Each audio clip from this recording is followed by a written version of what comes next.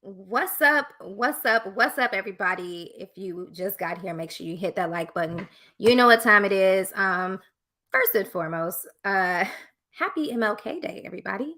What better way to celebrate Martin Luther King than to talk about, you know, women reviving the family structure, and we're going to address some things that I feel needs to be talked about. I gave y'all kind of a preview with the thumbnail. And I also added some additional topics that we'll be talking about tonight, being should Black women settle or should women settle in general? And should women be dating older? So we're going to talk about that. Don't fret. We do have men and women on this panel today. We're going to call this show Lauren and Friends, Lauren, Melissa, and Friends, because all of the people on the panel tonight, I do know, and it's crazy because I know all of them from college. So we're going to have that conversation. I'm going to recognize the people in the chat. Hello, Therese. She said, hello, Lauren. This should be a great topic. My husband said in about 2 years, his business will be ready to take me as an employee. And let me tell you, child, I cannot wait. Kudos to you, okay? Because that is my dream. Just tell me I ain't got to work, or tell me I can work for you, period. Elser, you're here. Hi, it's been a minute. I haven't seen you. Happy New Year, Elser. Welcome, welcome, welcome. Big Bad Bull is in the building, y'all. He checked me in my comment section like, yo, the live on Saturday was popping and you just ended it abruptly. I'm sorry. Like, I have things to do. But best believe Say Something Saturdays happens on Dana's channel. And then the after party, the after show happens on my channel where we can continue the conversation that we did not finish from the Say Something Saturday show with Dana, the real Dana. So we had fun. If you thought last Saturday was hot, it's just going to get hotter from there. So keep rocking with me. What's up, Bobby? Thanks for tuning in. Make sure you share this video, like it. Also, before I move on, it's okay to have some wine when you're recording, when you're streaming. So if there's a struggle stream, don't blame it on me, blame it on this. Okay. So if you are drinking, tell me what you're drinking in the chat. Let me know. What part of LA are you in? PJ, I'm in LA. I'm not finna tell y'all my cross streets on the internets. Okay. But if you're in LA, what's up? Okay. So like I said, now's a great time for me to introduce the people that are on the panel. There is 4 people that would be joining me, one of which is near and dear to my heart. I call him my name twin because his name is Lauren, but he's also my purse, a member of Phi Beta Sigma Fraternity Incorporated. So welcome, Lauren, to the stream. What's going on, y'all? So y'all follow him on Instagram. If you're gonna, this conversation is gonna get hot. So if you want to hear more from Lauren, see more of him, he has an app that he created. It's super hot. If you are in a relationship and you're looking for date night ideas, this is your guy. So definitely follow him on Instagram. Next up, oh look. I'm here for a word today. It's so happy, Cecil. What's up? Hey. Okay, I don't know. Mariah, the infamous Mariah. Hey. The crowd screams. Not just saying I'm back. Like, y'all, if she came 2 weeks ago, we talked about a topic, and it was, why are women okay with being single parents and being a single mom? And we kind of talked about that. It got a little hot, spicy. And yes, please follow her. And she's going to give you all the gems today. So I'm glad to have her back. And last but not least, I got my homeboy Taylor in the building. Hey, how y'all doing? Hello. Taylor didn't go to the college that we all went to, but one that I frequented a lot, and that's how we met. Right, everybody at Grand Valley was at Western, and vice versa. Valley, for sure. I was about to say, vice versa. That was our sister school. Yes. So, welcome everybody to the panel. Just going to recognize some more people that came in here. Dana is in the building. What's up, Dana? Just don't act like Dana when you're drinking your wine. Ain't nothing wrong with Dana when she drink her wine. Y'all like it because y'all was watching. Like I said, I will drop the link when we are going to open up the phone lines, but we're going to hop right into our next topic. But before I do, I just want to say too, we're going to welcome in another panelist once she arrives. It's another one of my homies who also went to Western. It's a Western and Grand Valley like meetup at this point. Okay. All right. So there's been this conversation about women really wanting it all. Like more Black women are single because they wanted everything. And the fact of the matter is you can't have everything, Nick. Something you're going to have to give up something. But hypergamy is real, and there's this idea of like just wanting the cream of the crop, the best of the best. So I wanted to kind of have a conversation around, should more women settle, right? When you think about the age in which we are getting married or not getting married, what could the reasons be, right? So I'm going to open it up. I have my opinions. What say y'all? What do y'all think? I don't like as a woman, I don't like the term settle. I feel like it's more so maybe compromise. You know, you have your list of things that you want, but you got to figure out what you're okay with not having, because you, like you said, you can't have it all. You're never going to be able to find somebody that has everything that you want. Mm-hmm. You know, so you got to figure out what it is on your list that you're willing to compromise with. So settling and compromising are two different things to you, or is it just the word? Okay. I think, I don't know, when you settle, it's like, okay, you're giving up something, negative connotation.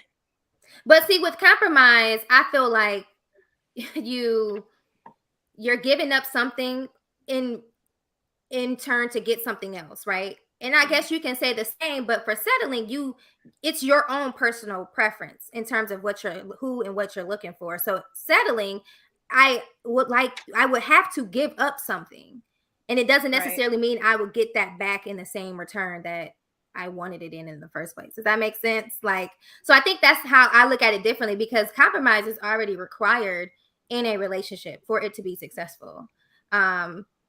I don't think that a person should settle once you're in. Like, once you have a relationship already, settling should not be on the table. Compromise should be on the table. But I think in order to achieve the relationship, you have to settle.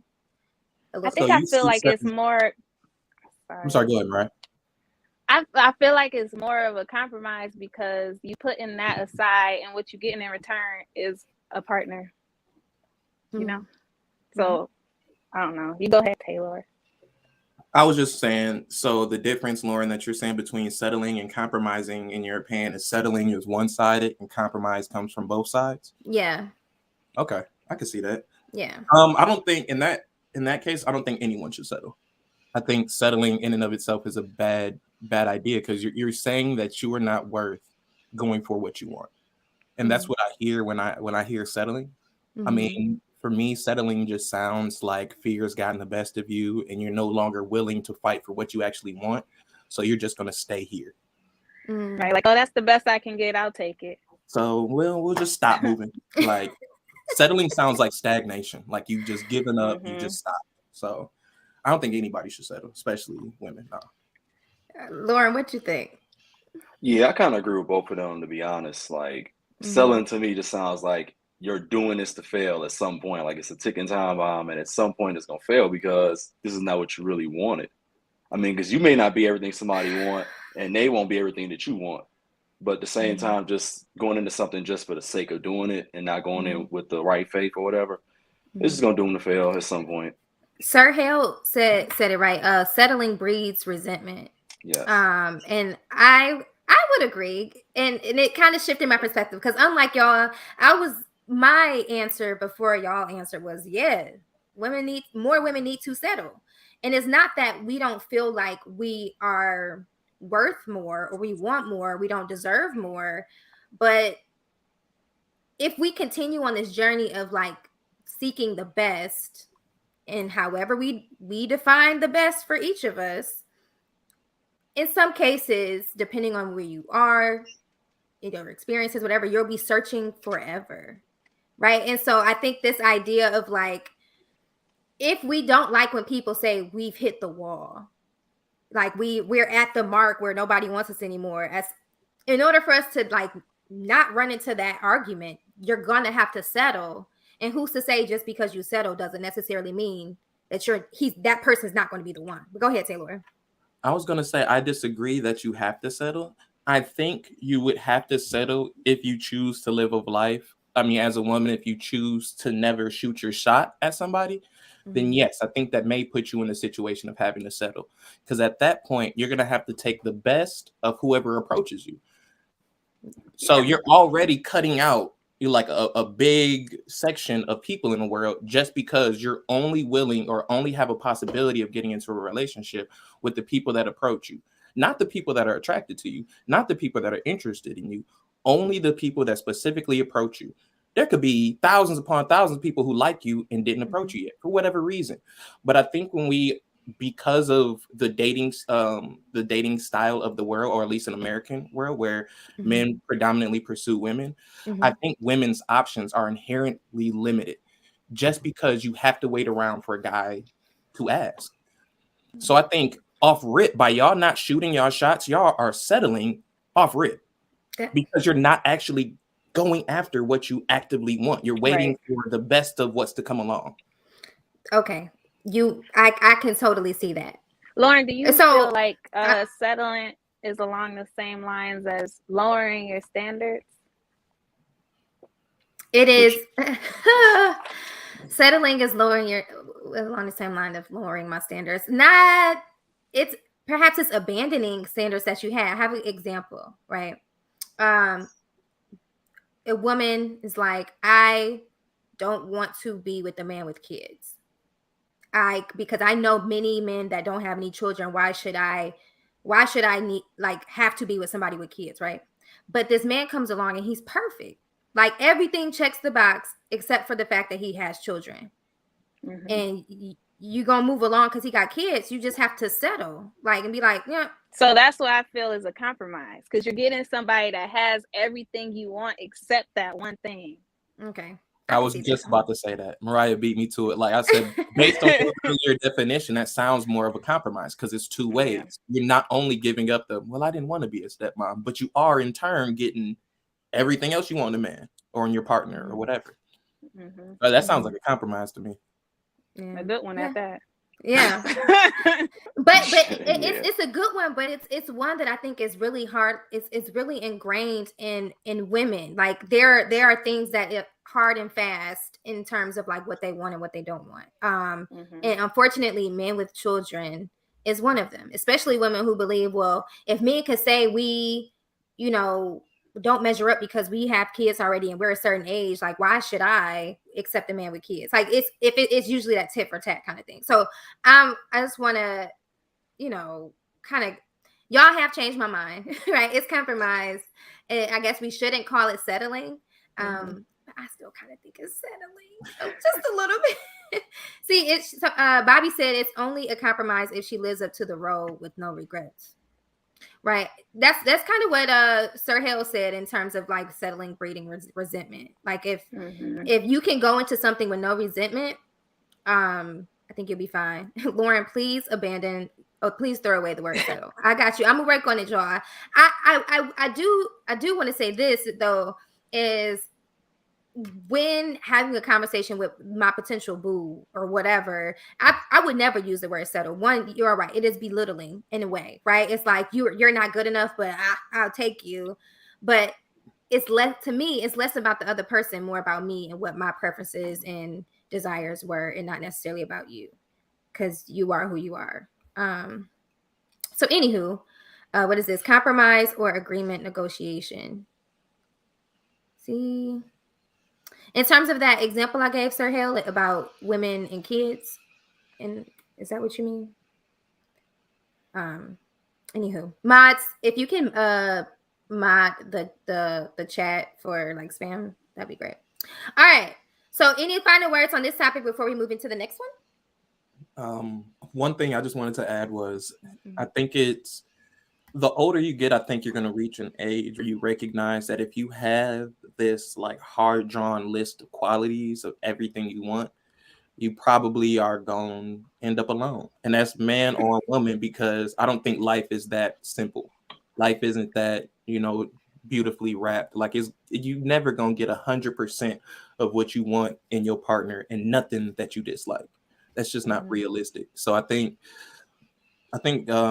dating, especially moving into our 30s, I know I'm 30, so like moving into your 30s, dating is like moving with that recognition that you are looking not to settle, but to compromise for your happy life. Like, and you said that becoming a stepfather for the woman of my dreams, that doesn't sound like a bad idea. Maybe at 19 and 20, it was like, I would never do that. But like, Right. at 30, I'm getting everything I want in a woman, and I'm just taking their child as a part of it. Like that, that sounds pretty good to me. So I think it's about recognizing that life isn't what we planned it to be. Yes. Kind of accepting what's being placed in front of us for our benefit.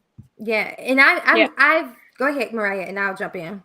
Okay. I would say that too. I feel like when you're looking through your list, and I feel like everybody should have a list. Like you really need to write down all the things that you want to have in a partner, the things that are most important to you, and then go back over it and figure out what the non-negotiables are.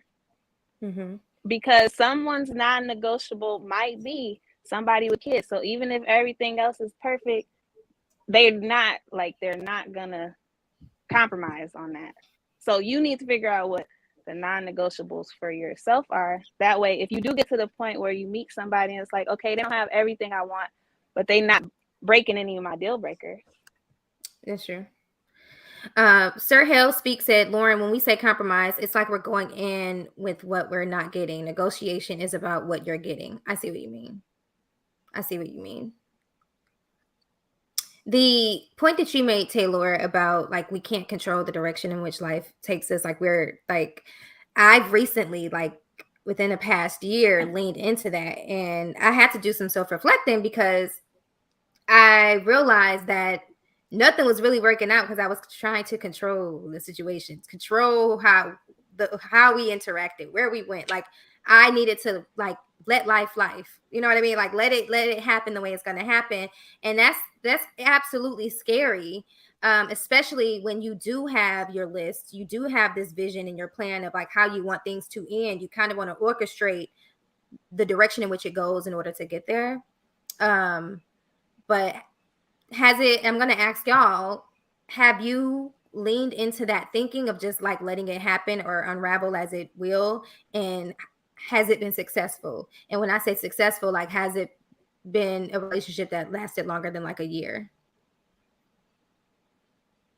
I haven't leaned into the whole.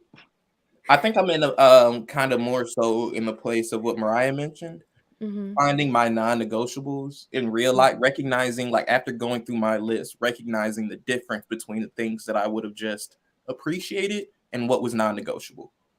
So I think I'm in that place of learning to separate those two ideas and then going with the flow for the things or with the person who has those non-negotiables. If they didn't have everything else, then like, okay, let's see where this kind of goes. But I'm not at the place where it's just like, whatever happens, we'll just see where this takes me because I don't have time. I don't have the time for that. Yeah, that's the kind of life I was living through my 20s. Like, just having fun. We'll see. This is a nice person. Maybe we'll get whatever. But now I'm at a point where I'm like, okay, that is not effective at all. I need to figure out right away the type of stuff I want. Make sure we're on the same page right away so that I'm not wasting time with anybody and it's not gonna go nowhere. Gotcha. Okay.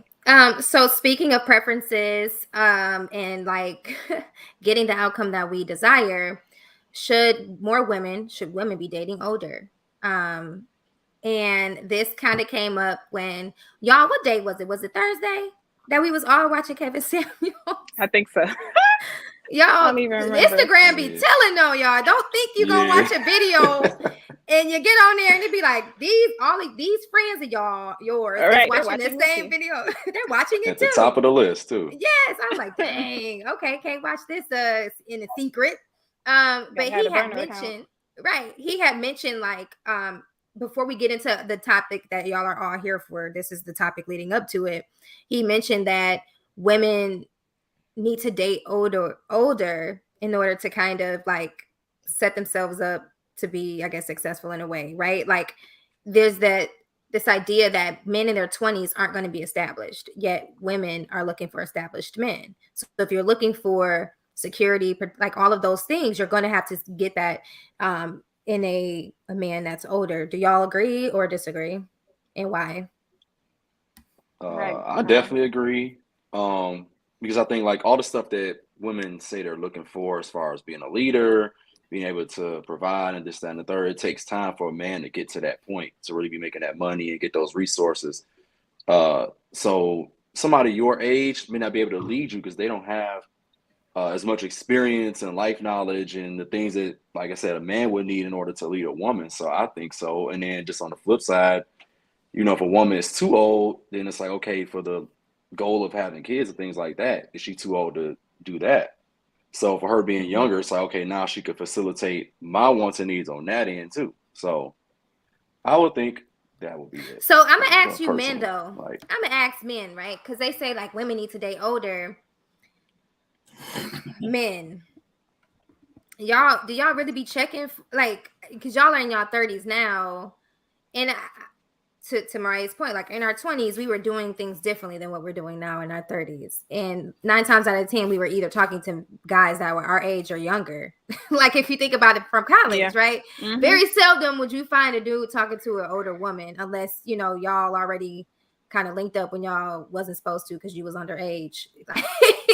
And y'all, you know, continued that through college. But I'm just saying, like, y'all wasn't checking for women that were younger. Y'all was getting it in college, or, you know, women y'all own age. So like for us women that in our 30s, it's like, where are we supposed to position ourselves? And I'm asking this question for like the 20-year-olds, right? If for the women that desire to be married by 30 or be in a relationship by 30 or whatever, so they're not hitting the wall, and if they're in college, whatever, where are they supposed to be going to meet these older men? I don't believe that there is like necessarily a catch-all answer for like how women should be going about dating. I think that dating has to be kind of goal oriented. So like you kind of just mentioned, if we're talking about a girl who is in her 20s, and let's say she comes from a married family and she is without a doubt like, this is what I want. I want to be a wife. I want to be, maybe she doesn't have like career desires. She's like, I want to be a stay-at-home mom. Like I want to do the family thing. And that's truly what I desire for my life. Mm-hmm. I think if you are in your 20s, I don't think you have to do a lot to meet older men, especially if you're attractive. I mean, yes, you're pretty much trying to become educated enough just to kind of make sure you can still raise a family, because even though you don't want to have a career, you want to be able to take care of your kids. But I think being an attractive woman in your 20s, it's not hard to find men with money who are older. I honestly don't think that's the case. I mean, right. I'm thinking proximity though. Go ahead, Mariah. Yeah, so, you know, first of all, I think it depends on, obviously, if you want to get married, have a serious relationship, you definitely do either need to date a man that's older or a man that's at least in a mature state of mind, because a lot of men that are in their 20s, they not really thinking about that. They just trying to enjoy being an adult and doing whatever they want to do. I actually just posted about this on Facebook a few days ago. I said, men under 30 are like 14-year-old boys in adult bodies, because that's what it seems like. So when I was younger, that age, I think maybe if I had some type of guidance to know, because when I was in my 20s, I didn't know I wasn't looking for older men, because I wasn't even thinking about the fact that men my age are not at that same mind state that I was, like wanting a serious relationship and stuff. I was just thinking that I would find one that was. But if I had somebody telling me like, oh, you should go here to meet these types of guys, or, you know, this is where those men are, it would have probably been easier. So David said she has to become a wife. Yeah. David said she has to become a wife first. What does that Again, mean? this is where I'm trying. Right. Does that mean like be a homemaker, David? Like cook? Like what are the qualities of a wife? Obviously, I feel like I know. Be a wife but in 20s. that's what I'm saying. That's exactly what I was trying to get to. And then PJ Matthews says, I don't know, because I dated a younger girl and she wasn't too bright and she thought she was smart, but she was dumb as a box of bricks. I definitely was a little. That's what I'm saying. So when Kevin Samuels or anybody says this thing, and before I let somebody else speak, I'm gonna invite Kim in here when I finish this part. But you know, he says that older men don't nobody wants you 30 whatever year olds. Okay, but are they really checking for a 25-year-old? If what's the name? What PJ just said, she wasn't too bright. Well, yeah, most 24 or 5-year-olds ain't gonna be too bright. So, are you checking for a woman that has experienced life and can, you know, contribute to the conversation? I'm gonna welcome Cam May to the building. Hold on one second. Okay. Cam May, welcome. Hi. Sorry, I'm late. I'm watching on my phone, so keep up. It's okay. All right, go ahead, Mariah. So I think that's where Kevin also comes in with Black women are not raised to be wives. Like you think some of those other women that get married early, they've grown up around that, so they kind of see the examples and like what to do, what not to do, type of thing. So maybe, you know, the young girl that he dated that thought she was smart but was really dumb, maybe she just did not have a lot of I guess, what would you call it, mentorship, how to be mature. I don't know. Yeah. Somebody says there are plenty of women capable of being wives in their 20s. Kelly, tell me what qualities they have or where they're at. Not to say that because we do know that there are many 20-year-olds that are wives. We know that white women, right? There are white women are actually like brought up to go to college and actually get a husband. Like they're given the tools to be that. So in thinking about it from like a Black perspective, from a Black woman, Black man, like what are some of those characteristics or qualities that they have in their 20s? I'm just curious. She said it's all about who you surround yourselves with. Is that the goal though, to like raise our young girls to be wives? Not necessarily. I think to raise them to be able to be them if they choose to, like to know how to interact with and deal with the man. That's important because a lot of women don't.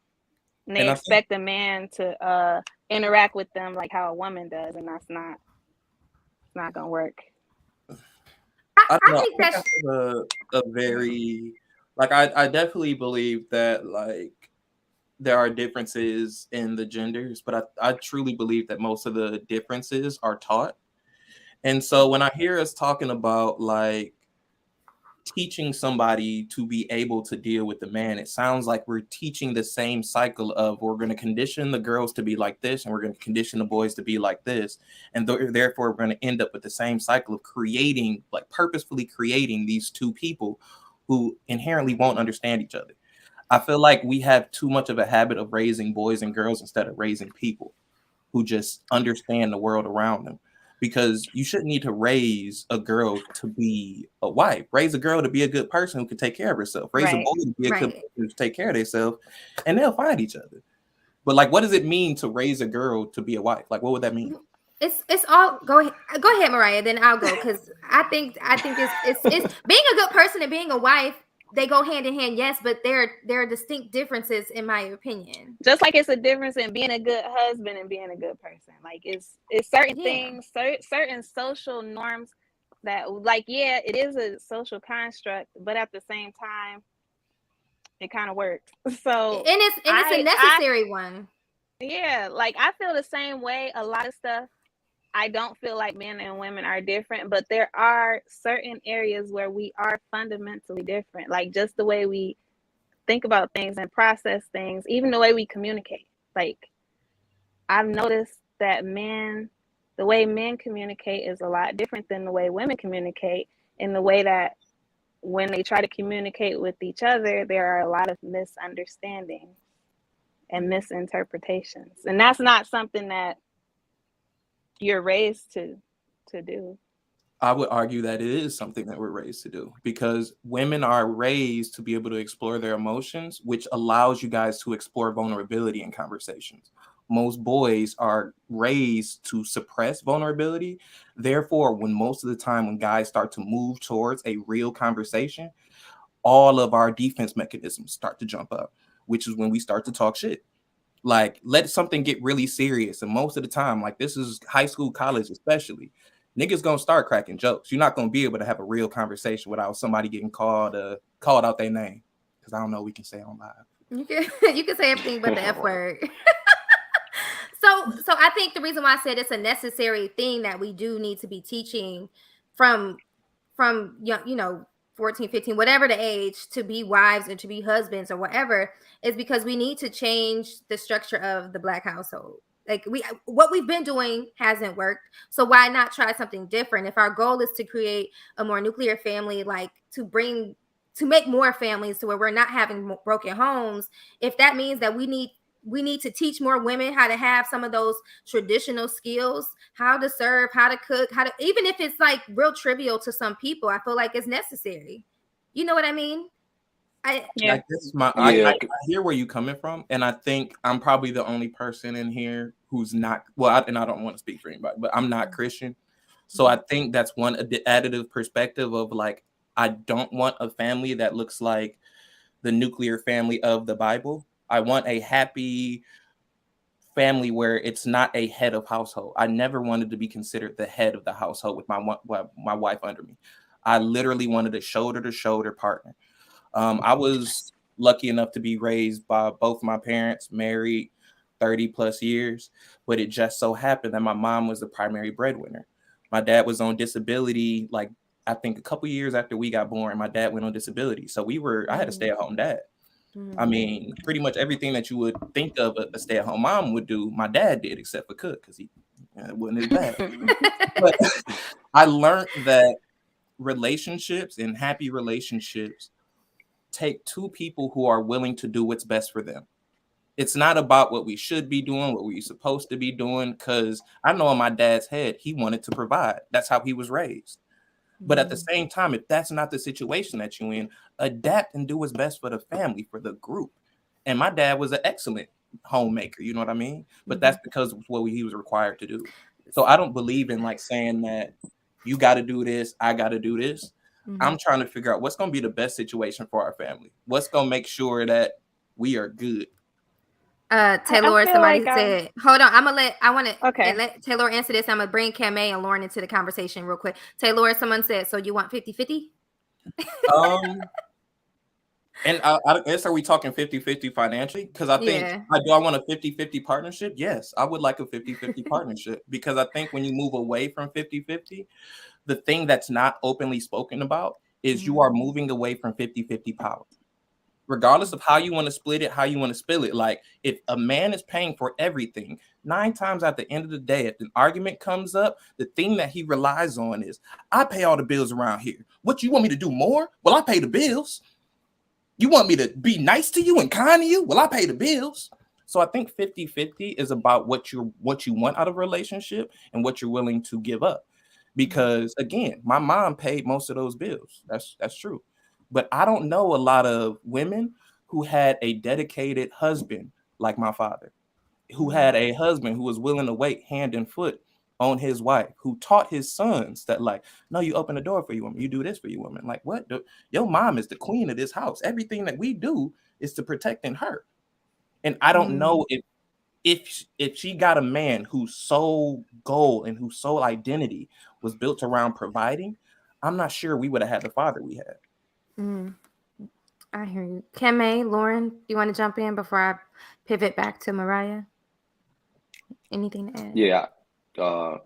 I mean, it sounds nice, the whole, do what's best for the family thing. But to be honest, not to veer off, but we can't sit up here and just keep complaining about how other communities have this, that, and the third, and we don't, and we're not playing the same game they are. They're oriented to where the man is the lead, the woman isn't. And that's not to belittle anybody. It's just that's how it is. We live in a world of hierarchies. Like that's how we get stuff done. I mean, it's the saying that two heads creates a monster anyway, right? So to me, yeah, that's fine for any like anecdotal experiences and situations, but for the majority, for the 8 out of 10 households, we need that nuclear family if we want all the things that we say we want. Otherwise, what's the point? Because we haven't seen it work any other way. It hasn't worked any other way. So, I mean, I don't think that just because you're a provider, that automatically means you can't be good to your wife and to your children, things like that. Like those things aren't opposites. You just have to teach that too, in conjunction with, hey, a young man, you have to be a provider, you have to do this, that, and the third, and the things you have to teach your daughters too. So, we can sit here and say that all we want, but we haven't seen it work any other way. So, don't complain if you don't want to play the game. I would argue that we haven't really seen it work successfully in the man hierarchy, like because we can literally. If we really reflect on how many of our grandparents' relationships were happy and good, not that they just stayed together, but actually happy, loving relationships. Because my grandparents stayed together until the death. Were they happy all them years? Did they argue and call each other out their names? And I'm not speaking for anybody else's family, but I know a lot of grandparents who may have stayed together, but it wasn't all love. And it wasn't what we strive for today as love. And while does it always have to be? I'm sorry? I was about to say, does it always have to be sunshines and roses? That's like that. Happy all the time. I'm not saying happy all the time, but sleeping in a different room for more than a decade. I know a lot of grandparents situations who finish their relationships like that. But is that worse than what we have now, where we have nothing? We have no intact community. We have people that are oriented the wrong way. I mean, we're trying to compete with other communities that are oriented in the way that is actually working for them. So I feel like trying to compete with another one and trying to take our experience and match it up with another community is detrimental in and of itself, because our experience, our culture will never line up with anybody else's. So I think what we need to do, instead of trying to fit it into a mold, is we need to learn to do what's best for the individual. They're like, what's best for me, what's best for Lauren, what's best for Kame, what's best for Mariah, what's best for Lauren is not going to be the same. Just because we're Black doesn't mean we're going to need the same things. So I think our focus should be teaching our kids survivability. We shouldn't teach our kids to need a partner. We shouldn't teach our kids like, okay, well, this is how you get prepared for when you need a man. No, teach your kid to survive and be happy, good individual, and they will find who they need or who they would like to keep going. But what if they're so happy?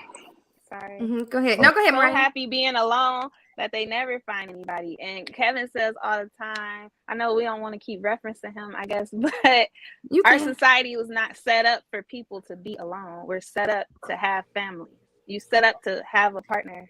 And too, that's why, and I just want to add too, like, I don't want to dismiss the fact that yes, we need to be conditioned and like taught how to be more. We need to be taught more how to be like good people.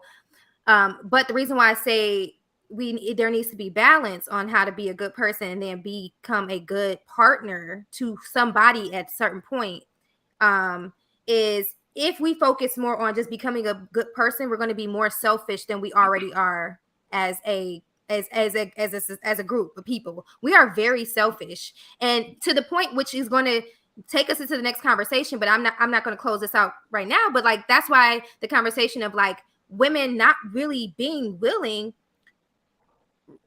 to drop their career to work for their man because they feel like they're going to lose something. That's like, so this sense of security, like I'm not fearful, but I don't want to get into my view. I'm gonna wait till we get to that topic, but it leads to people being selfish. If we just focus on ourselves, this is what makes us good people, and we're focused inwardly and not what we can do for others in terms of cultivating a good relationship. We need to be taught those tools too. I think The only other thing from there that I would like push back on is that you said like our society was designed to need two people, and I don't necessarily believe that's true. I think That's survivability was not what I designed. We said. need. Oh, what would you say? I'm sorry. Go ahead. Correct.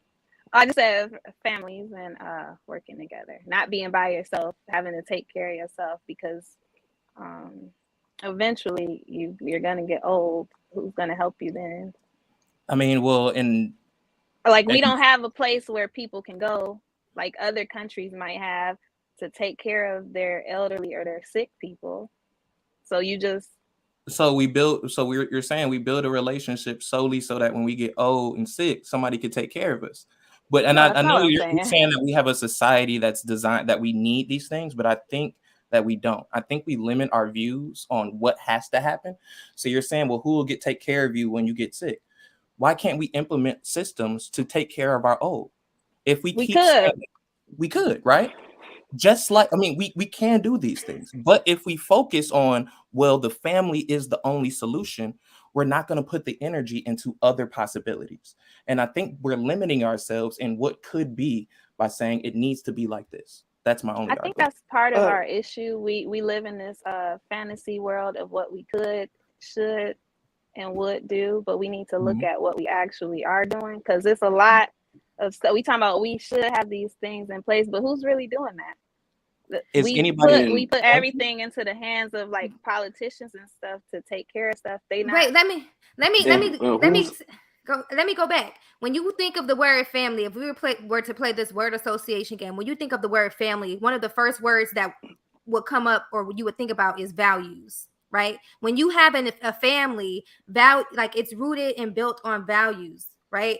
And values is what really is rooted in each individual to become quote unquote good people. Because you have values and morals, you're more likely to react and move a certain way.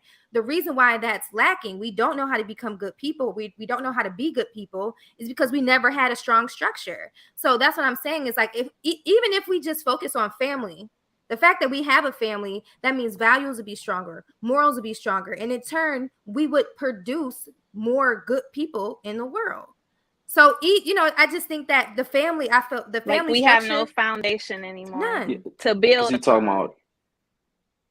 you're talking about building systems. Who gonna keep the systems running? I mean, you gotta have Right. We don't even have offspring and our stuff like that. foundation. Yeah. So you have to have a family. There's no way you can get around it. Like the family is the economic cornerstone. Without that, you have nothing at Like all. it sounds nice to be able to say, oh, we could do this, we could do that, but we don't have the luxury of doing that. Like we are in such a precarious position as Black people. We are at the bottom of like the community building, the wealth in our communities. Like we don't have time to say, okay, let's just all work on ourselves. It'll be better if we collaborate and work together, at least until we can get in a better And haven't we been position. doing Because that? Haven't we been doing what? that the past 30 years? Like doing everything we wanted to do? Like I Right. feel like we've been doing that the past 30 years or And so, it's not and it's really gotten us working. nowhere. So just saying. May, I want to invite you into the conversation if you have anything to add before we move into our hot topic of the night. Honestly, I just finally got this thing to work. At first, it was sounding like everybody was underneath water. So I'll chime in on the next topic. Okay. But I'm ready to go now. My internet was Okay. doing something weird, but I can hear everybody clearly now. So Okay, cool. All right. here. All right. Thanks for this the conversation about should women settle and should women be dating older. And then it really set the stage for our next conversation, which if you have not voted yet, please vote the poll that I put in the chat. Should more women abandon their career to support their man? And after I posted the poll, I realized maybe I should have worded it differently. Because I wonder if y'all read the word support, y'all meant like be the head of the household. Because that's not what I meant. I should have said support their man in their business or something like that. But either way, we're going to clarify it with the next topic being, should more women consider abandoning their career to work for/with their man? And I said, thanks, Kevin Samuels, because yes, this was inspired by his live that he did on Instagram on Thursday, in which case, like I said, it told on all of us because I was like, oh, my friends in here too. Let's talk about it. And it made me be like, I was kind of flabbergasted at some of the comments of like, he was interviewing some chick and she was just like, well, I want this career. I really want to be established. I need some security kind of thing. And I kind of chuckled because is the need for security that, okay, one, yeah, you lack confidence in the relationship that you're going to go into, but do you also lack confidence in yourself that you will not be able to bounce back or, establish yourself? Like we women, I would say we are very confident, like just in terms of our work. When we think about it in the work standpoint, right, of our careers, we're really invested, or we really, if we're in a career lane, we're going to want to move up the ladder. We want to run shit, right? Like, so if we already have that frame of mind working, why don't we think that we can kind of like bounce back when we get into a relationship? So the topic, I will have it scroll at the bottom. Why don't we think that we can kind of like bounce back when we get into a relationship? So somebody has to mute. I will have it scroll at the bottom. Somebody have YouTube up. We think that we can. Hold on. Okay, I muted everybody until somebody YouTube is like off. Okay, let's see. I unmuted y'all. Okay. Make sure you can have YouTube up in the back. Oh no, you good. Yeah. So to make sure. So all right. Should more women consider abandoning their career to support or work for or with their husband? My resounding answer is hell yes. Like, do it. Hard yes for me. Yes. I need to work outside. I would work for my husband. Shoot. Yes, I would rather work for my husband than a white man any day. All right. Taylor, Lauren, what say you? As a man, what kind of added pressure, like, would you feel, if you feel any, with a woman, your wife or girlfriend or partner? Because we don't necessarily have to label roles, but yeah, how would y'all feel? That's the goal, honestly. But this is where I would take from Taylor, like, okay, do what's best for you. So for the average guy, they may not be able to do that, like at the beginning or something like that. So it's fine if both people are working and whatever. But I think that's the ultimate goal to shoot for, at least. Not to say that everybody will be able to do it, but that would be nice. He did, just to add a caveat, he did in the show say he understands that not all men can do this. And he's referring to the men that are financially able to do it. Like if you have a stack of money where you can create an escrow and you have money that's building on money to then pay out at a certain point, right? That's kind of what he's saying. I do want to reference a comment that someone left under the video, was, if your husband made less than you, would you still consider quitting to work for him? And my answer to her was, if he made less than me, I don't foresee him asking me to quit unless he had a plan, a 2-year, 3-year, 5-year plan in which he sees that his business is going to be at a certain level where we can maintain a household, right? So I'm literally. But we have to make it. Go ahead. Go ahead, my bad.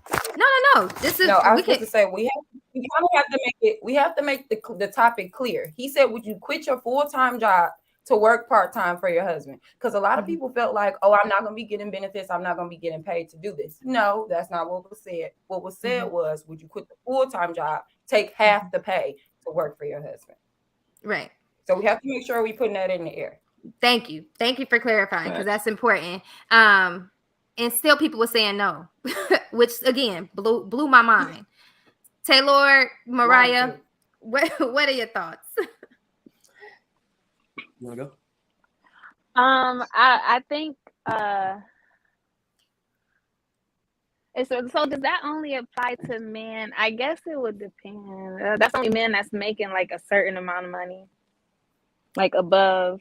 It can, or it doesn't have to. You can it doesn't have to, like, make it for what you would want. Because like I said, I wouldn't mind leaving my job to work for my husband as long as we can maintain the lifestyle that we had starting off.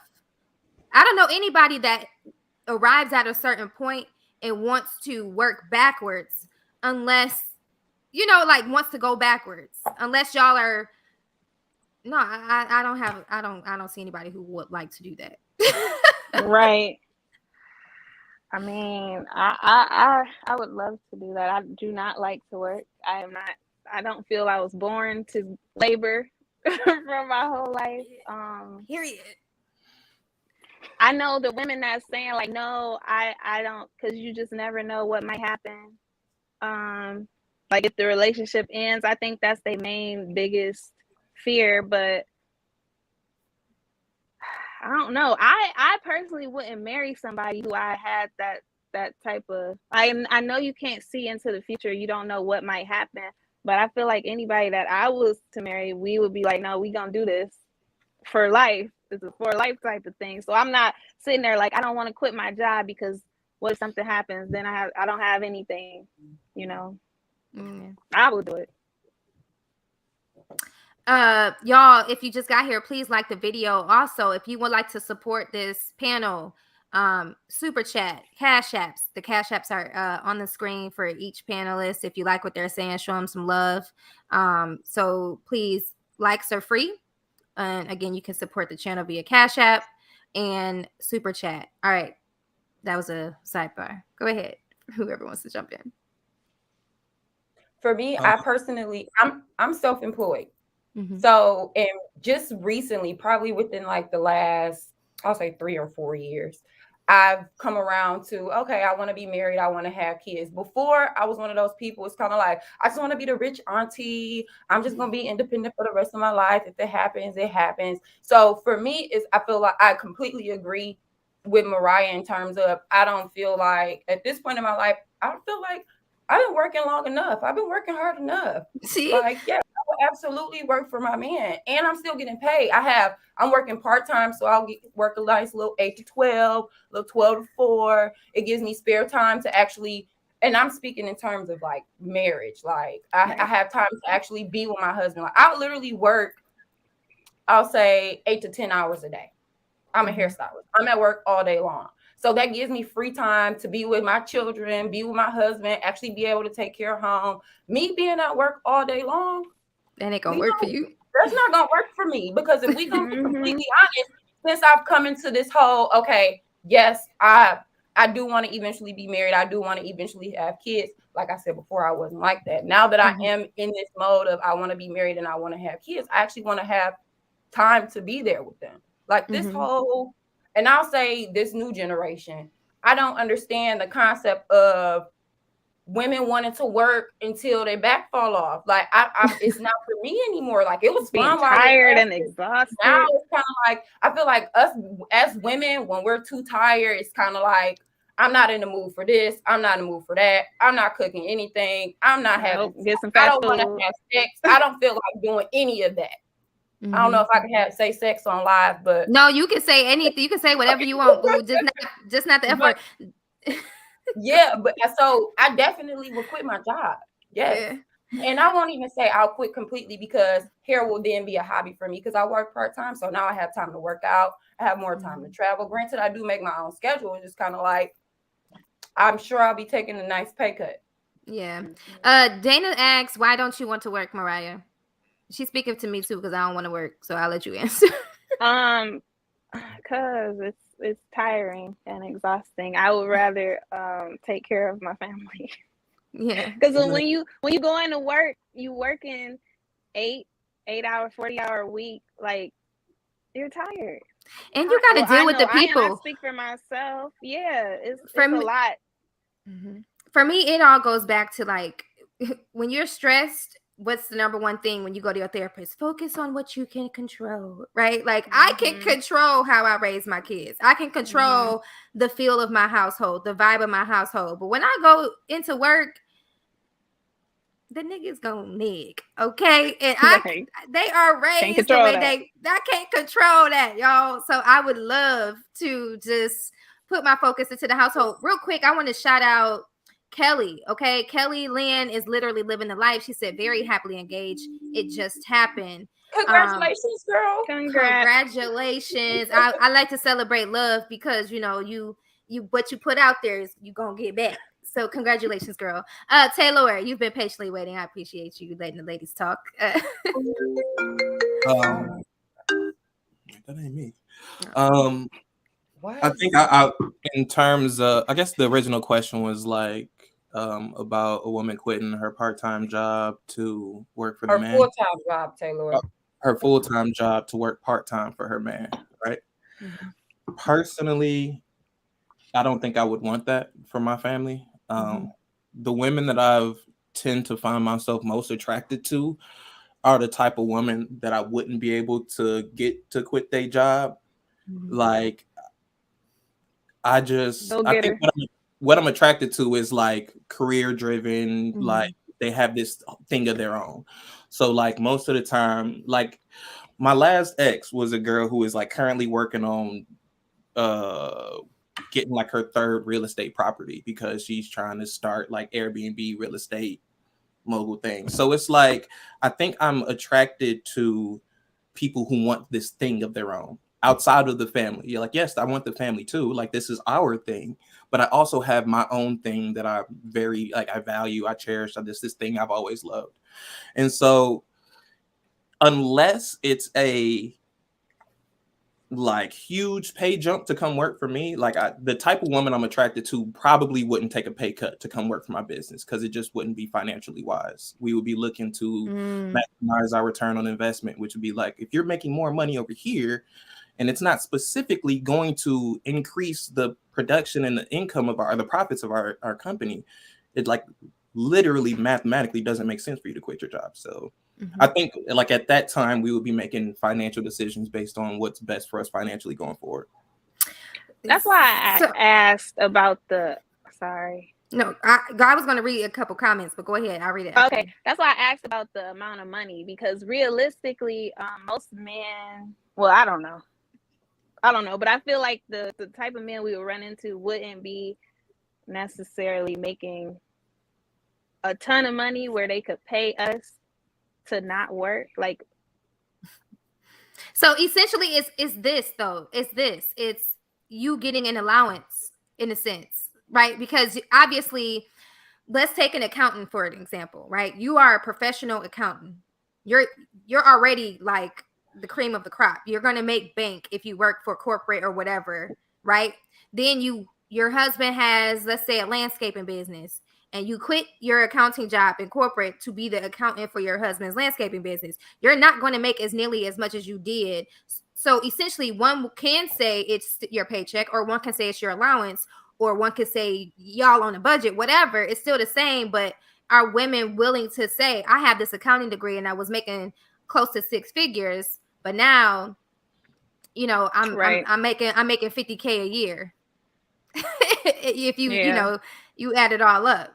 To me, it goes back to, if our lifestyle does not change dramatically, I am okay. Because at the end of the day, and I'm so mad, y'all. There's this couple I follow on Instagram, and I've been searching for their profile. The algorithms got you all jacked up. They don't really show you what you want to see.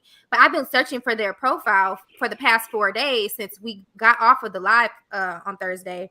And basically, they had a video talking about this exact thing. She was in the kitchen doing something, and he said, y'all, ain't my employee fine?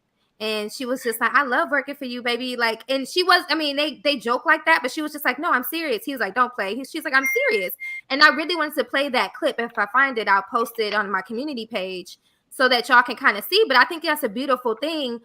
At a certain point, relationship to me is not about money, but about like, how can I be comfortable around you, right? Like, and comfortable could mean emotionally. It can mean, the environment that you create. Do I feel protected? All of that.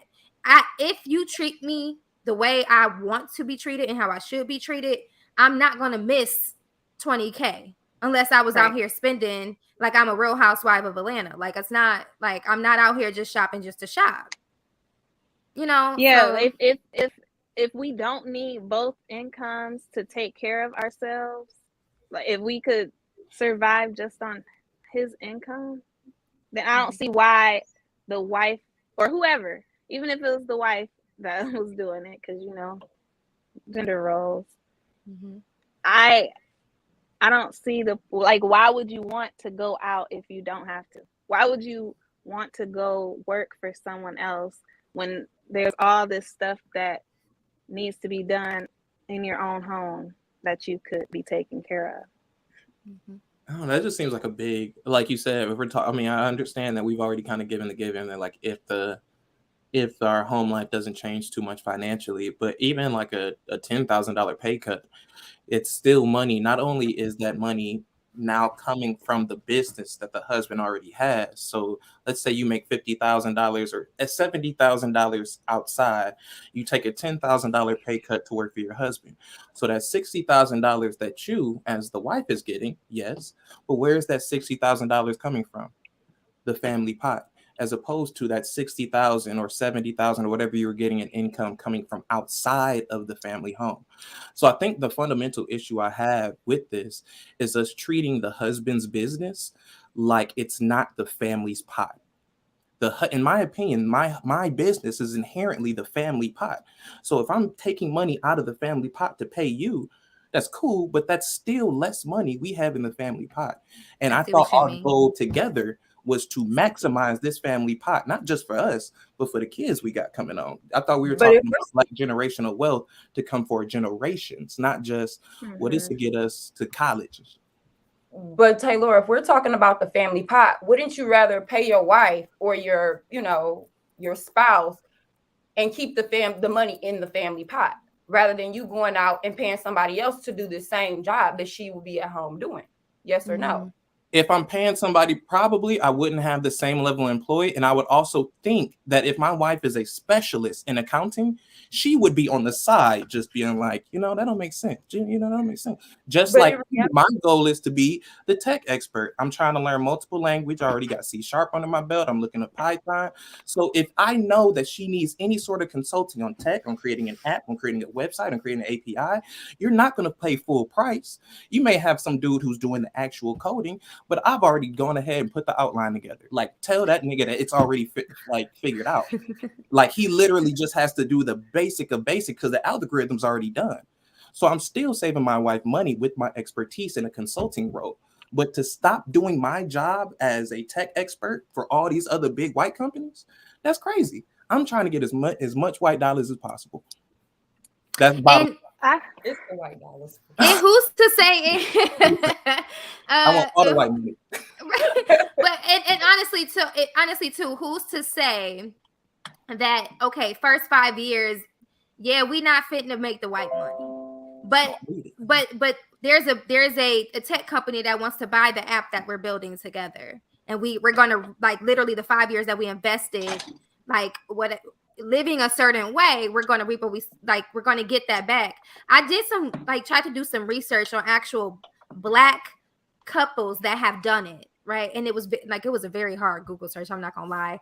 And I'm like, okay, celebrities, obviously there are celebrities that went into business and created their own entertainment or companies, or whatever, or talent companies or whatever. But I was like looking for like regular schmegular people, like, are people actually writing about this? And I found one Black article from Essence back in October of 2020, but it was originally featured in 2017. I think they just like reposted it online. But basically, I'm gonna share it because I want to just bring it up, because I think this whole idea of, in order for this to work, people have to be at a certain level. I would argue that when these couples went into business together, they weren't at the place. They weren't Essence feature like ready. You know what I mean? Like, they weren't at that level. Have to build up to it. Yeah, and I think that takes time. We just have to be realistic in that if we're going into it like, okay, I know I'm taking this pay cut, but I know greater is on the other end. I hate to sound like a pastor, right? Because that's what they be saying, greater's on the other end. But anyways, like, I give myself an example. I'm not married or anything, but I had a job that was literally close to 6 figures working at a university. I quit that and I took a job that was $10,000 less than what I was making, a little bit more actually. And within a year and a half, I was back to making it more than what I was making at the university. So it's like you're going to have to kind of take a hit in life somewhere. Why wouldn't you want to do that with your person, your partner, your spouse? I also feel like it's kind of like a trade-off. Like, money is not the most important thing. Like, even if you are taking that pay cut or it's coming out of the family pot, you have to think about the savings that you're making in other areas too. Like, something that's big for me is food. If I'm too tired, I'm not gonna feel like cooking. I also don't like to really go out to eat because you don't know. It's a lot that you don't know. It's either not healthy, or if it is healthy, it might be expensive. Like, that kind of stuff adds up. If both people are working, who's cooking? Like, you have to make some type of sacrifice. You saying we can't? Okay. My whole goal, like, are you saying we really can't? Like, somebody has to not work to make sure that we fed as a family? No, I was just using that as one example. Something that would be easier with one person not having to work. If we have two incomes, we could order whatever the hell we want whenever we want. Exactly, but that's the money that you're spending. But that also depends on the income of two individuals. Like, if we're talking about two high earners, we don't got to worry about shit. Both of us make $6K, and we worried about takeout. But that's what I'm saying, like the trade-off and what's important to you and your family. But I think that's, and you're right. And I think it's ultimately, again, I think back to my point of it's a matter of what you envision for your family unit. 10, 15 years down the line, what do you hope your family unit looks like? And I think my thing, I've kind of settled on the fact that I want like a co-business partner. Like, I want a person who is excelling in business, successful, and like it is driven by their success, not just like, damn, I can't wait to get out of this, but like, dang, I just had this bright new idea and I'm trying to work on this and I'm trying to work on this and I'm trying to see how I can make this grow. Like, and I want to have that sort of drive so we can bounce that energy off of one another while we're looking to grow our family and our individual businesses, our joint businesses, and how we choose to raise our kids. Like, I've taken the last 3 years of my life to teach. And teaching has taught me that, like, I love kids to the death. Like, I would do anything to be able to give my time to kids. But it's also not worth it to me. It's a non-negotiable for me to be sacrificing my family's financial future when I know that I could create apps. I know I've been in these boot camps and they're like, you're an amazing coder. How come you're not doing this? Oh, because I love kids and I want to give back. But like, I'm at that point where it's like, it's only so much you can sacrifice for wanting to give back, wanting to do great. You know what I mean? And so once you get realistic about what you want your family's future to look like, 15 years from now, what I want my family's future to look like, I had to be real with myself. It's not going to get to that vision if I keep teaching. And I think that's the same for I'm not going to get to that vision of what my 15-year future if I marry a woman who's not mildly obsessed with her career, who doesn't love her career, who doesn't love finding a way to win, who doesn't love, like, who isn't driven by that, like, I can change shit around me. So, I think for me personally, I don't necessarily think I want, my wife probably wouldn't be able to join my business because she'd be too busy running her own. Like, that's the vision that I have. All right. I would go ahead, Mariah, and I'll add after you.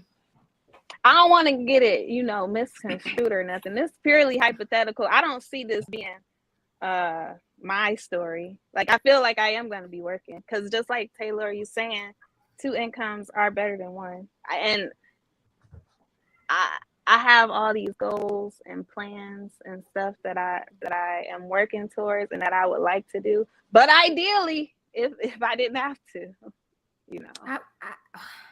Okay. Now, I don't feel like because you work for your husband, you necessarily can't do anything else. Like, you'll be working part-time. Right, you still could. Like, I'm self-employed and I love my job. And that's why it's kind of like, yeah, I'll take a step back and, work part-time, but I'm still going to do this on the side.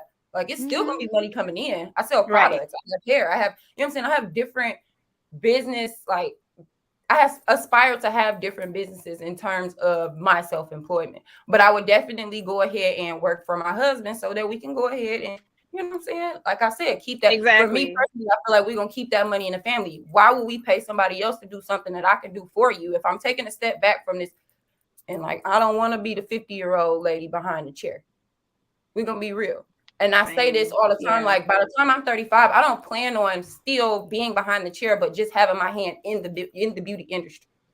So the money is always going to come in because I do things outside of actually styling hair in the beauty industry. Like I have a product line. I have, you know what I'm saying? I have a hairline. Like I want to eventually get into event planning. So now that I have that spare time and I'm not working 8 to 10 hours a day on just doing hair, I have those extra. I'm only working part-time for you. I'm only giving you 4 hours of my day. I agree. There's I feel the same way.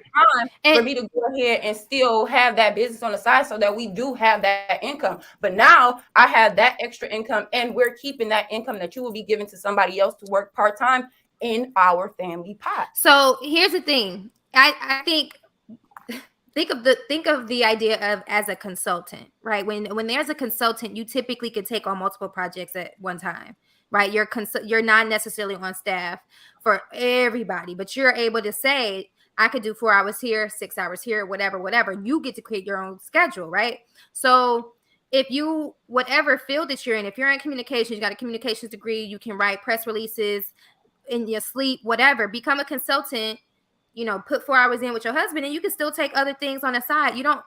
I think with this whole idea, and women and just people in general have selective hearing. They hear what they want to hear. The moment somebody says, would you let go of, and that's all they think of, not the fact that would you let go of a career to pursue something part-time with your spouse. It was just like, let go. A job that will fire you in a heartbeat. Let's be real. Right. Care about you like you care about them. Yeah, being obligated to give your time to these people. So I think we're just are getting fired because they don't want to get vaccinated. So let's be clear, these people do not care about you. Yeah.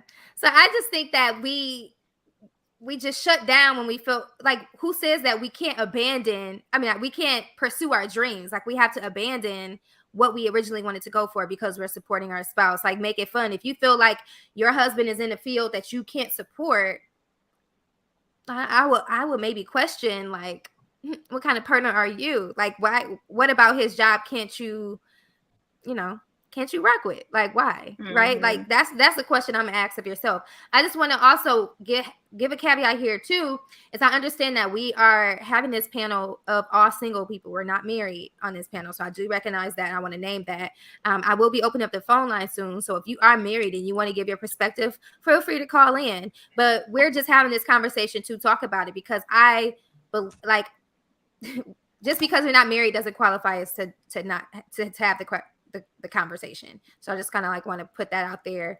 Lauren, I think you were about to say something. Yeah, I was gonna say too, when the topic was brought up, it seemed like it was a response to women who may be so obsessed with their job to the point where the relationship breaks down. So it's like, is it better for them to just go and work with their spouse, work with their husband or whatever, because them being so obsessed and so invested in this job that, like you guys said, doesn't care about you, is actually messing up the relationship side of things. So that's where I kind of took it. I think that's one aspect. And then the other aspect too is women just are so married to their career that they cannot see themselves having kids, or they can't see themselves like doing anything outside of their career. Right. I think, I would be honest too. Like I had aspirations to be something, and I was like so focused on that. I had aspirations of being like Pokemon and collecting all the degrees. Okay, like I got to catch them all. I was definitely looking for another program to get into. Like, for why? Like, what is this paper going to do for me? But there are women out here that feel like they have something to prove, and I'm not saying that it's wrong that they're on that journey. But again, if we're going back to what's going to better us as a people, right? Careers are going to come and go, but we literally only have small windows to really get the family that is going to yield us the results for success. Go ahead. I'm a pause there. Wait a minute. I have something. Now hold on. Wait a minute. No, I just think that I agree in terms of, yes, money comes and goes and all these things, but I think that we forget that at the cornerstone, I personally believe that the cornerstone of a lot of Black struggle is poverty. So we talk about how the Black down and the Black family unit and all these things, and I truly believe that we wouldn't have as much breakdown if poverty wasn't so rampant in our Didn't community. exist. Okay, I And can see that where you're coming from. I think us getting ourselves out of poverty, us generationally, again, not just because as Black people, we are the worst when it comes to passing on our money to our children. The worst. Mm-hmm. So I honestly believe that as we talk about all these things and like, well, I want to work for the family unit and like, well, I'm working for the family, so let's build the family up. What the family needs is resources, and no matter how we want to, just like to flip it, like it's not about going out and chopping down trees anymore, or how can I dig out an irrigation system, or how can I plant some crops. Resources are money, money, resources. Point blank, period. So if we're talking about maximizing our resources, we're talking about maximizing our income. Now, Somebody said family will be the only thing you have left. Well, what's wrong with that? You saw Will Smith in The Pursuit of Happiness. It was him and his son in the bathroom. That's all Lord. you need. And I'm in just the like, movie, Oh. People going to the extremes, got some man. That's money. extreme. Right. In the He needs movie that didn't money. get good until he got some money. So I mean, I like, while I respect us, wanting to, build the two-parent home and make that a thing, like I think us getting out of poverty is more important. Like if we had to pick a either or, I think we would be better off as a Black community with middle class co-parents as opposed to married poor parents. So you don't think Who's those two will go hand in hand? Like, wouldn't it be better to build the income as a family? No, I'm not saying that. I said if we have to choose one or the other. Yeah, it would be great if we could have all this shit. It would be beautiful. That would be nice. But I'm saying what's most important to bettering the Black community 30 years from now is if we have middle class co-parents or poor parents who stay together. But who is striving to okay? be poor parents Huh? together? You said Who's being poor parents together? Like, I'm not saying striving to be. I'm saying that's the reality, because if we're focused on, well, we're staying together, the conversation seems to be about empowering the family unit as opposed to empowering the family unit with capital. I'm I saying don't know. I feel like that's not. Yeah, I don't think that's the point, because we're saying that they're capable of doing it. So the guy's actually in the position to do it, and it's not in a poverty realm, it's in an abundance realm. It's no. just okay, because we talked about being good people and having good families and everything like that. So that's also part of it too. So you can't sacrifice the family unit or I guess the culture of the family and those relations with your kids, with your spouse or whatever, just for money too. Like it has to be a balance. So it's like, that's why I say, is it a response to being too invested in this job is causing an imbalance in the family part? Like you got to have both. It's not that you want to have one or the other. You want to have both. So if it makes sense to do it, then I say do it. Just to clarify, my point wasn't connecting to the Kevin Samuels should a woman quit her job. I thought we had already kind of moved away. So I was just commenting on us trying to paint the picture, or what we are kind of striving for, because it sounded like, and correct me if I'm wrong, it sounded like we were talking about there was more value in being able to sacrifice some of those thousands of dollars because you'll have more time at home, because inherently you will be building up the family unit by working at home in that part-time situation. Or is that right? No. Yeah, I would say that's correct. Yeah. But like I said, you're not in poverty in either situation. It's just which one would benefit you ultimately in terms of money and the family, because somebody has to take care of the kids, somebody has to watch them. Somebody. Yeah, I just feel like that middle class co-parent versus together being in poverty. Like our goal is to do maybe middle class together or upper middle class family together. I don't know how we got to having to choose one or the other. If we had to choose one or the other. Okay, I guess because wouldn't it be easier to build wealth together if you're not splitting your income into two different places? Wait, say that again. I'm sorry. The whole point of having a family and having two people together is so that you can combine your resources, But and it that also, will build your wealth. but it sounded like we were talking about sacrificing individual careers to do that, and I guess that's why I created the black and white either or, because I was getting the impression that you all were saying that it would make more sense to kind of make these career sacrifices because we're building up the family unit, and that's what the Black community needs, is stronger family units. So I might have just misunderstood that. Yeah, I think with that scenario, it's more so not about the money, it's about the structure, because the money is already taken care of, right? In my Yeah, opinion, because everybody, they have the money. Yeah, people have the money. You know, we got people that have money, but are they getting together? All these people with money actually getting together? Are they too invested in a job to even make time to get together and build the dating / relationship / marriage situation, have it be viable? So that's where I thought it was coming from, was that end. That's why I said, well, has to be a balance too with that. Maybe I'm got a question. Like, what tax bracket are we talking about? What do we define as middle class? That's what I was trying to. I was just about to get to, because like now I'm really starting to wonder, like, yeah, what tax bracket are we talking? Y'all don't want to know my opinion, because I feel like middle class right now, you got to make at least 90K or more. Like, that's just my opinion. That's other people argue. Now, y'all, I know everybody in the chat and people that's watching love to be factual and statistic. I don't have that in front of me. I'm telling you right now, I don't. But just by me living the way I'm living, ain't no way. Yeah, My family gonna survive off. And you living in Los Angeles. That part. Yeah, that matters too, where you are. I think lower middle class is considered like 50, 60. Yeah. 1,000. But when you in LA, I feel like it's about 90. Anything above that, yeah. Yeah. So when I guess, yeah, I don't know. I think, yeah, I don't know. Guys, I dropped the link in the chat for y'all to call in. I'm gonna leave the phone lines open for 10 minutes, so y'all don't do what y'all did on Saturday and like call like when I say we finna end, because I'm not gonna keep it open. So like, if you want to join the panel, you want to add to the conversation, please click the link. Make sure your video is on. If it can't be on when you get in the back, just do a private message. Let me know what's going on. But please be respectful.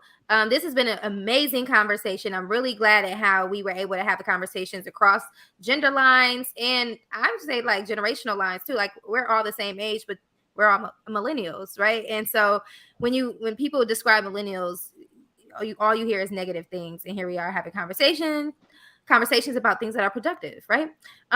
So yeah, people are saying like 60, 52, 60 is like middle class. I think this all goes back to like what are you looking to have for your family's future? What is like your vision board, your mind's vision board for your family's future? Because I think my mind's vision board has always had me partnered with a working woman, like, and preferably, like, I don't know how this like magic would happen, but it would be a woman who was also able to work remotely, because my goal was to have remote job. That's why I chose software development. Like, while I've been teaching, I've been just like, okay, as soon as I'm done teaching, software development, I'm learning these languages, I'm ready, portfolios getting built. The whole goal is to be able to work from wherever, whenever, as long as I got internet in my computer. So the whole goal for me is like, can I get a woman who can take care of herself? Like I'm talking 80K, and she can travel. And that's like for like our young 30s. And in the future, we both should be on the path to easily. You want to get married, Taylor? Like, Taylor, listen. I'm like, it's like, I think that's another thing that we're not talking about, is being specific on what is the financial expectations that you have for your partner. Because I have financial expectations for my partner. And like, I guess we think as there's so many different ways to invest and grow your wealth now, that I think that when I think about what I value for my family, it is people who care about money.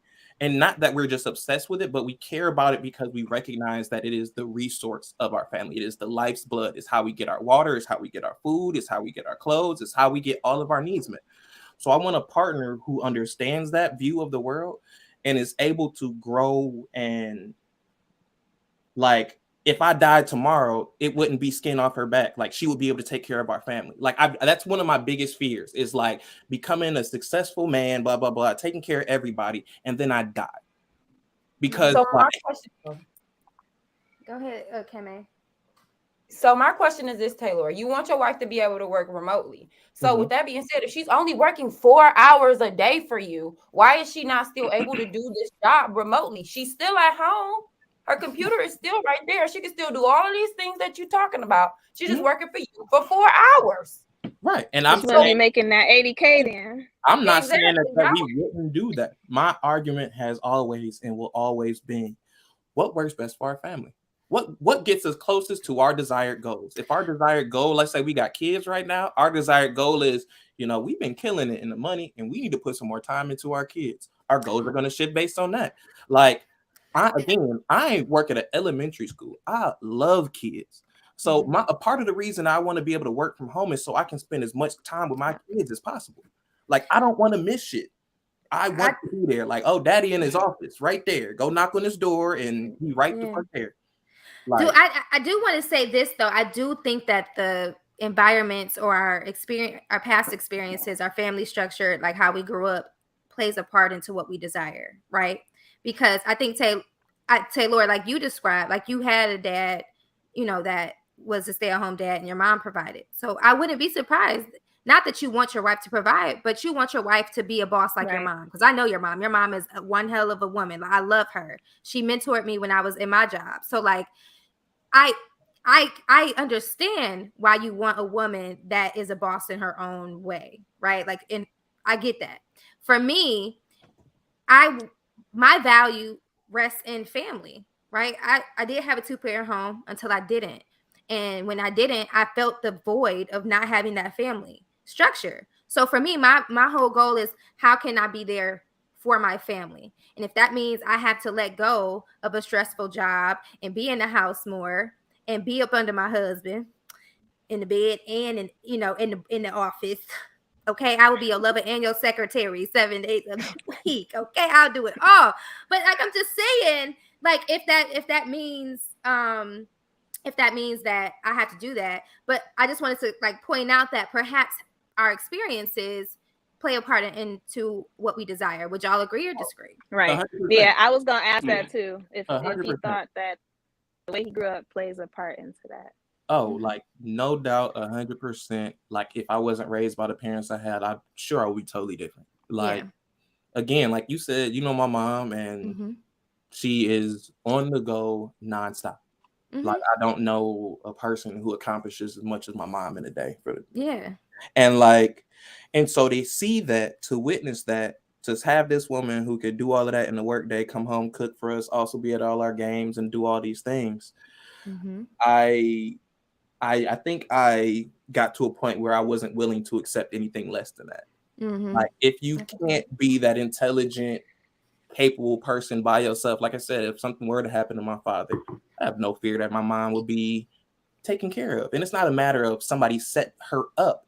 No, my mom is a fully capable, independent woman who chose to be with my dad, not out of necessity, out of desire. And I think that's the type of relationship that I want to maintain for my future going ahead. Is I want a woman who is fully capable by herself.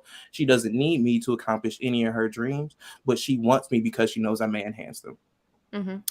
So that's on your non-negotiables.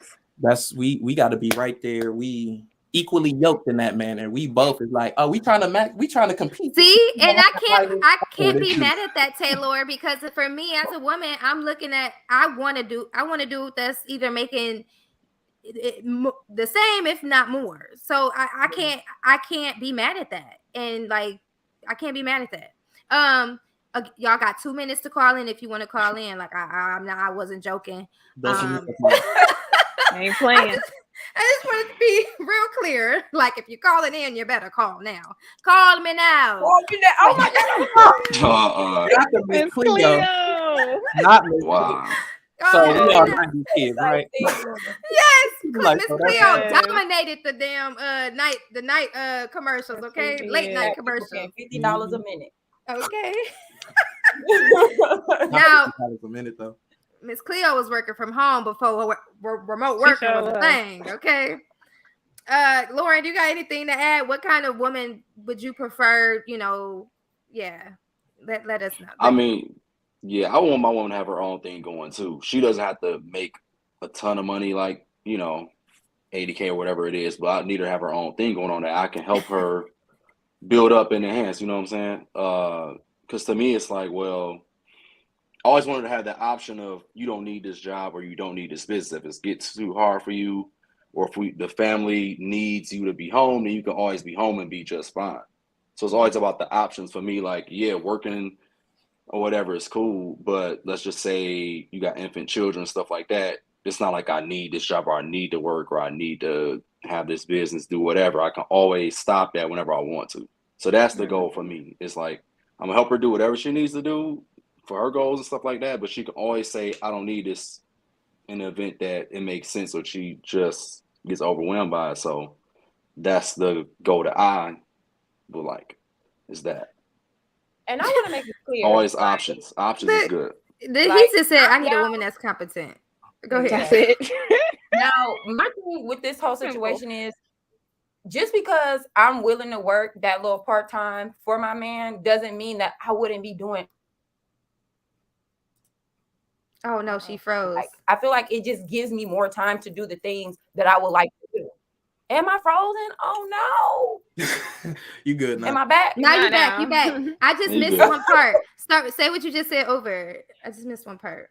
I said just because I feel like for me, I will always have my own thing. Just because I'm a firm believer of, and this is about to sound contradicting, but just because I'm doing this for you doesn't mean I'm not going to have my own money. Like, I am going to always have my own thing going.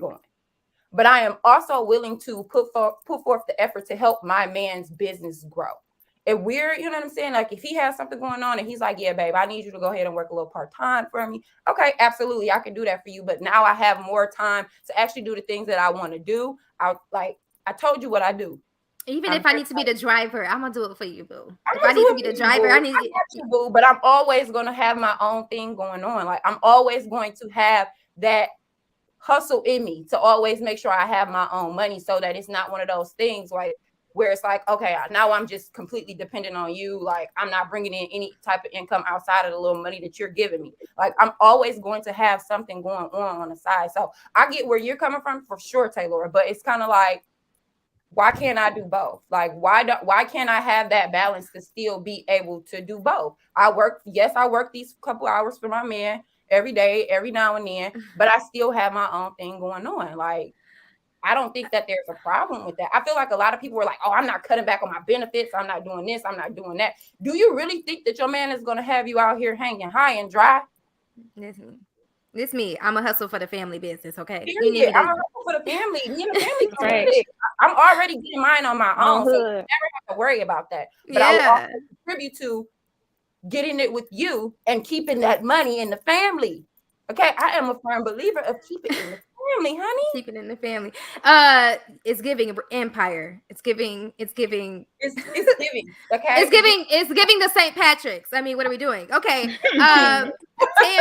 Tam, let's give a round of applause for Tam for making the deadline. Woo! Right. Hey Tam, welcome to the panel. What's going on? Can y'all hear me clearly? Yes. We can see is it breaking up because I'm on my headphones and I just want to make sure it's okay. Oh, you're fine. Okay. So here's the thing, Cam. I agree with you to an extent, right? And that extent is. Did she say Cam? Yeah. This is just across the board for man and woman, right? Whenever you're picking a spouse, you think you know who they are when you get them, but you don't know what they become when you're in a relationship. Okay? So we say, hey, I'm with this man. He is going to provide. He is going to do these things. In his mind and in his heart, he is going to do those things. But sometimes things happen that Not necessarily prevent him from doing the things, but prevent him from being able to provide from himself. He gets blockage from himself. So I'm giving you wisdom from a person who's been married, who said, hey, when I get married, I'm going to rely on him to do X, Y, and Z. I'm going to go to school. I am going to do this. Did that man love me? Absolutely. Did that man want to provide for me? Absolutely. But when you come home from school and you got an eviction notice at the door and your cars are getting repossessed and you don't have any money coming in but a little small change, you look back and say, I need to make sure that I am doing something to bring in income for the family. So I'm just going to tell you from a perspective of make sure you all have some income coming in. I don't care if you do Uber Eats. I don't care if you go do Instacart. I don't care if you work for him and y'all are bringing in money on the side from social media. I'm just going to simply say is make sure that you have some protection for the family. I'm not going to say for yourself. I'm going to say for the family, because if something happens to him, how is that set up? Make sure you have life insurance. Make sure you all put protections in place.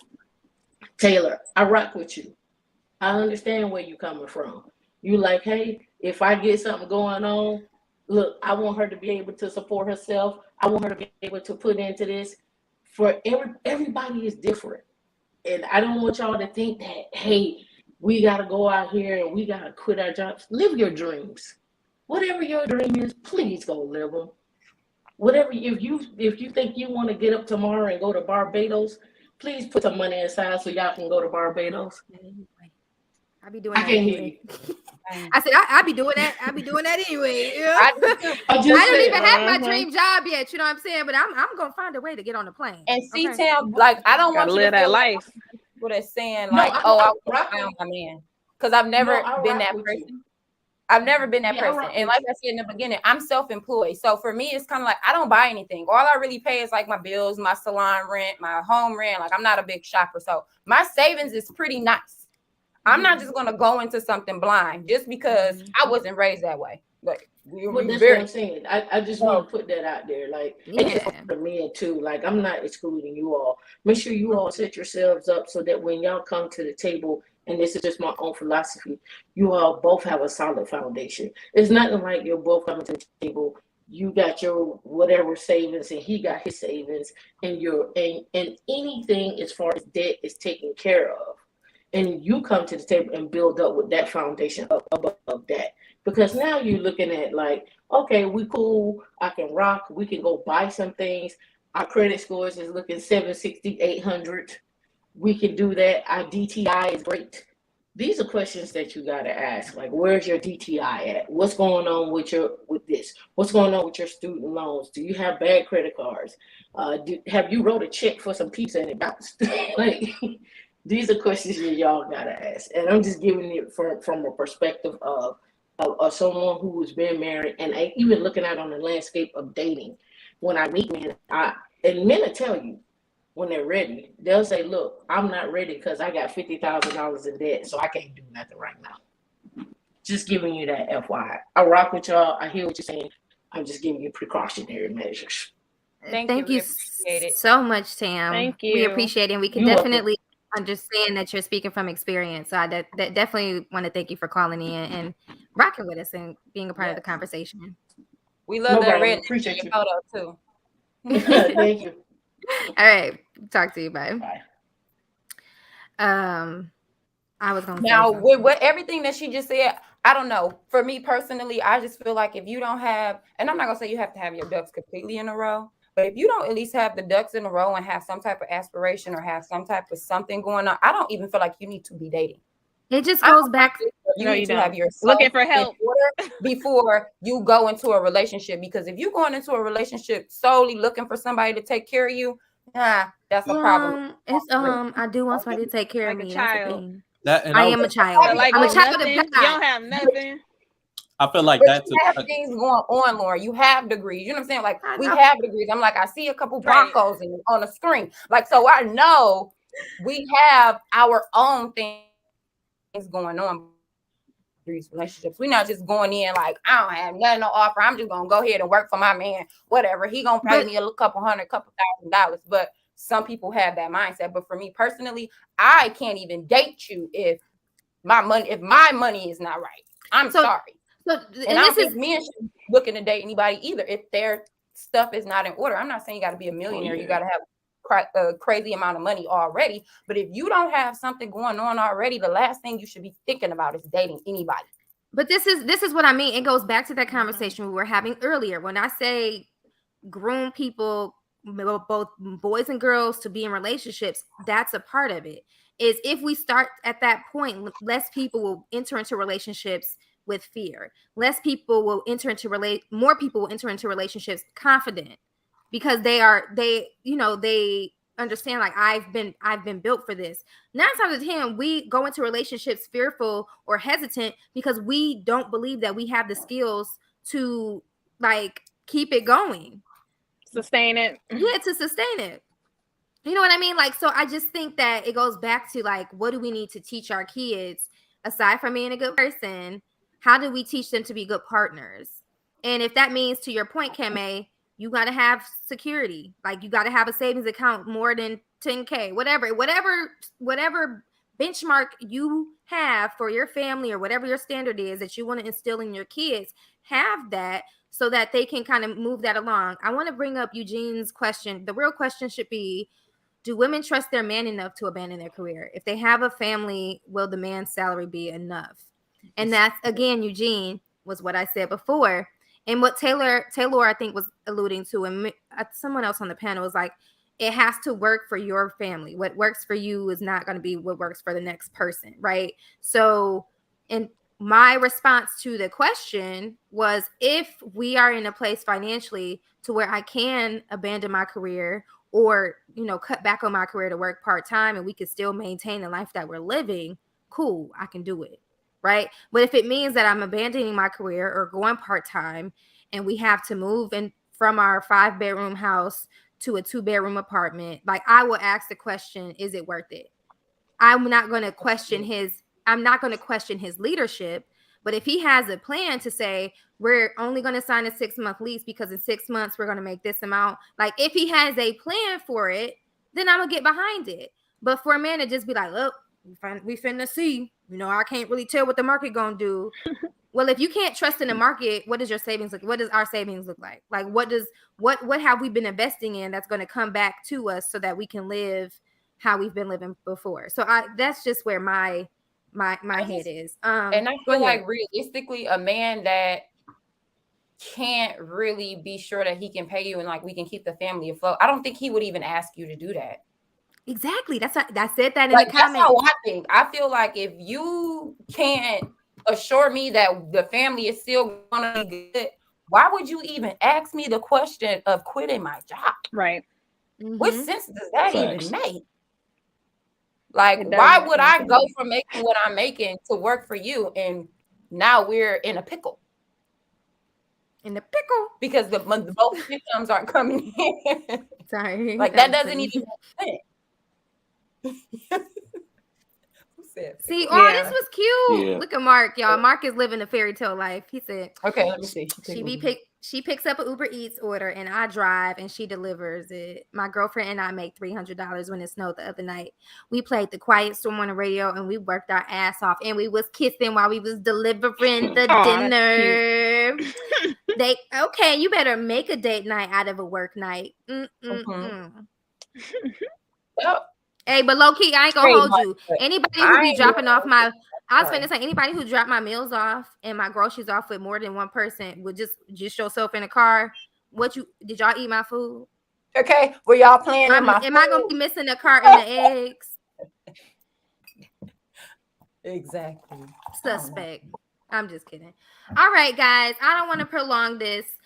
I'm gonna go around and have any final words, but I just want to thank y'all for sacrificing your time for tonight. So any final words on this topic? Last thing I'll say is be goal oriented, focused on your goals and where you want to be in 15-20 years, and then tailor your dating and career to that. All right, that was Taylor's word Hear, hear. of the day. Here, Mariah. Do you second it? I do. I agree. Okay, Lauren. Okay. Yeah, I agree. I just believe you got to be realistic too. I mean, gonna have to make sacrifices. So if you know you want marriage and all of that stuff, you got to make time to date. You can't worship the money or the job too much to the point where it's getting you off of what your ultimate end goal is, which is to have a family and be happy. So Yeah, have that balance. I love that. Have the balance. I feel like I'm gonna meet my wife at one of these singles mixers. These black, what's them like black, black single mixers you be going Where they to. at? You ain't playing about nothing. If they don't exist, listen, when I tell y'all I plan on being out in LA in like 4 months, and then Well, come on. The singles mixer. I swear, if I gotta be the one to start it, we're gonna be doing that. Come on, Taylor. I'll help you. Come on, I'll be on your e-board. E-board. Not e-board though. Because I'm about to say, you already know Milk and Johnny they calling me. You gotta get out there. Come on, I got a lot of ladies I could bring on into the singles. Let's make it happen, Taylor. My clients sit in my chair every day and be trying to figure out what's going on with the men in LA. But Taylor, the men in LA are a different breed. We're going to be very clear. I can imagine that. Okay, for the record, Taylor does want a wife, guys. Yes, he does. There has been many questions in the chat. Taylor wants a wife. He wants a wife and a business partner. Let's be clear. A boss wife. Boss wife. For those that didn't hear earlier, I'm not a Christian, so that may make it clear up some things. So like, might want two wives. Like, I didn't say that at all. I want my one partner, my ride or die. I'm just saying, like, it's not based in like not that far. Whoa. That escalated quickly. You know me. My bad. I just saw the comments like, "Wait, this is not husband material," and I'm like, maybe not according to the good book. I'll make somebody happy. Hey, look, people are here for the single mixer, so let's make it happen, Captain. Okay, I want to come to the mixer. I was telling some people up here too. We need to do more. Like, where do you meet people other than the bar? We need to do more, like throwing events and stuff, so we can meet each other. I've already said I'm not dating in Detroit no more because I'll be shooting myself in the foot.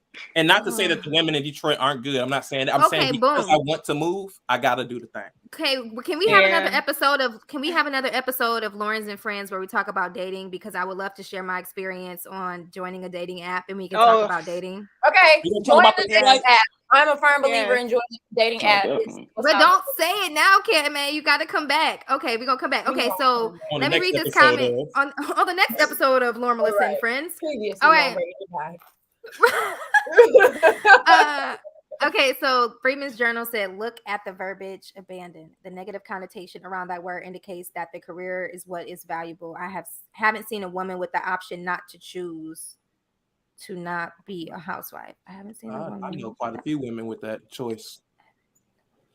I think what he's saying is he doesn't like know. If offered the choice of being a housewife, they wouldn't turn it down.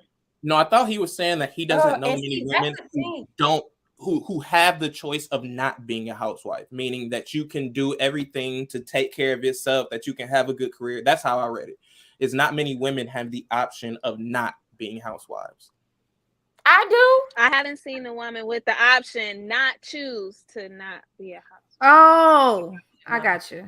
I think maybe the not before choose was supposed to be a 2 instead of not.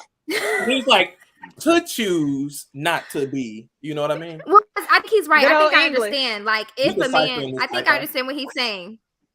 Listen. Okay, here you go. He says he's trying to clarify it. There you go. I haven't seen women That's what I was not saying. be a housewife. Okay. Right. That's how I interpret it too. Yeah, I was. Yeah. See, I would agree. Like, but here's the thing: men are not giving that option. Freeman's Journal. Let's be clear. There's not very many men that are actually outside of the black race.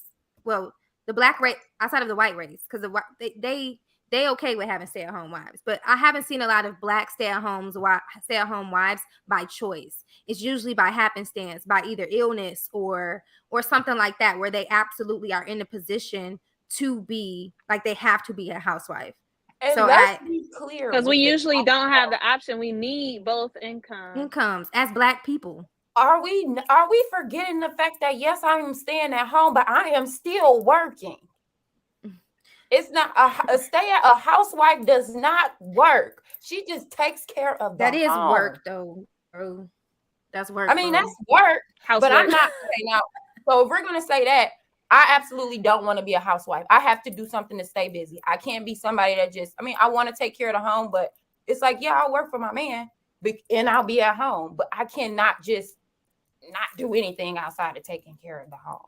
Like that's different. Lord, Like that's if my phone died. Lauren, if Charge you are it good at up. economics, Listen, a housewife can be had for much less than you think. I don't know what that means. It's in the other it. room. I missed it. I missed it. Okay, we about to a person as a person with a housewife, she works. Okay, I agree with you. Okay, Yeah. boom. We gonna end this conversation. We're at the end. Mariah, phone dying. Your phone dying, Mariah? And I told her to plug it up. Yes. Why are they plugged up? Definitely plug mine up. We about to end it anyway, Mariah. We're gonna end it. Thank you again, Kamei, Mariah, Taylor, Lauren. This has been a segment of Lauren, Melissa, and Friends. And it just so happened that these are my college friends. So thank you so much for joining. If you want us to talk about any topics, I already have one. We're going to talk about dating next. Make sure you email me. You could drop it in the comment section when this video is posted. But yeah, just let us know what you want us to chop it up about. And as always, we will open the phone lines after every session or a segment that we have. So don't be shy. You know, come on. I know Mariah posted that she was flaming. She was out here flaming the people that called in last time, but she you know, she's I was just nice. asking questions. All right, y'all. Thank you. Thank you again. Y'all, Kamei, would you come back? Thank you for having us. I'm gone. No, I'm saying, would you come?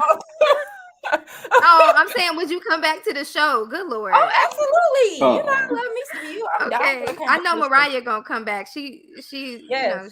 Yes. Next Taylor, time we need to talk about this post going around Instagram talking about if your man woke you up at 3:00 in the morning to make him some food, would you? Hello. Okay, we can add that. You haven't seen that post, Taylor. Maybe you don't follow toxic people on Instagram. I don't, because Toxic people. I wish I would. I wish I would wake my girl up. If she don't break up with me, I'm she's not hungry. Because I'm gonna wake up and stare you. Like, it's something that you can warm up in the refrigerator. You know, that's too many words for the middle of the night, Kamei. My answer would be okay, and then roll back around and go back to sleep. Okay, you hungry? Great. You a long stare, like, boy, I know you did not just tap me to make you know. No, the love of my life would look me up and down. Like that's the type of energy from my wife. She'd be like, "Oh, I thought you meant the other look you up and down, talking about you hungry." I thought you meant the other way. Like, my mind is in the gutter. Wow. Yeah. Went there quickly. The gutter. It's time for me to get off. We gotta get off the internet. Yeah, It's it's time. getting All late. right. That's what happened. It's getting late. I'm about to get off. Lauren, thank you so much. Taylor, Thank Mariah, you. Kamei. We out of here, guys. Peace. Peace out. Bye. Like this video and share it. Please. Yeah, Thanks, bye. subscribe. Yeah. Like, welcome to our channel. Oh, subscribe. Welcome Yeah, back to my channel. There's a button down here somewhere. Oh, over here. Over Right down, there, down subscribe. here. It's down. You don't know which corner, but it's down. This corner. I'm taking y'all off.